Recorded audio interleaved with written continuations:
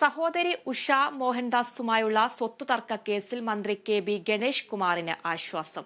പിതാവ് ആർ. ബാലകൃഷ്ണപിള്ള തയ്യാറാക്കിയ വിൽപത്രത്തിലെ ഒപ്പുകൾ വ്യാജമാണെന്ന ഉഷയുടെ വാദങ്ങൾ ഫോറൻസിക് റിപ്പോർട്ട് തള്ളി. വിൽപത്രത്തിലെ ഒപ്പുകൾ ബാലകൃഷ്ണപിള്ളയുടേത് തന്നെയാണെന്ന റിപ്പോർട്ട് പറയുന്നു.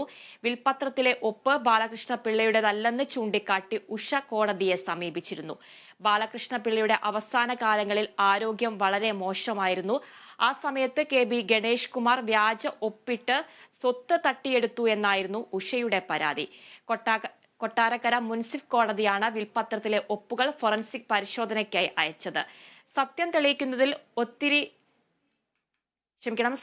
തെളിയുന്നതിൽ ഒത്തിരി സന്തോഷമുണ്ടെന്നും തനിക്ക് ആരോടും ഒരു വിരോധവും ഇല്ലെന്നും കെ.ബി. ഗണേഷ് കുമാർ പറഞ്ഞു.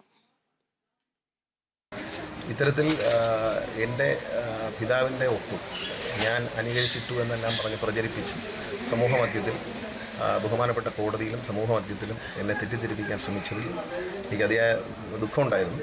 പക്ഷേ ഇപ്പോൾ സത്യം തെളിയുന്നതിൽ എനിക്ക് സന്തോഷമുണ്ട്. ബഹുമാനപ്പെട്ട കോടതിയുടെ നിർദ്ദേശപ്രകാരം നടത്തിയ ഫോറൻസിക് പരിശോധനയിൽ ഇത്തരത്തിൽ വ്യാജ ഒപ്പല്ല, അദ്ദേഹത്തിൻ്റെ തന്നെ ഒപ്പാണ് ഇത് തെളിഞ്ഞതിൽ അതിയായ സന്തോഷമുണ്ട്.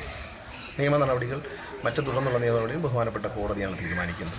എങ്കിലും ഒരു തെറ്റ് ചെയ്യാത്ത ഒരാളിന് അത് അംഗീകരിച്ച് കിട്ടി എന്നുള്ളതിൽ ഒത്തിരി സന്തോഷമുണ്ട്.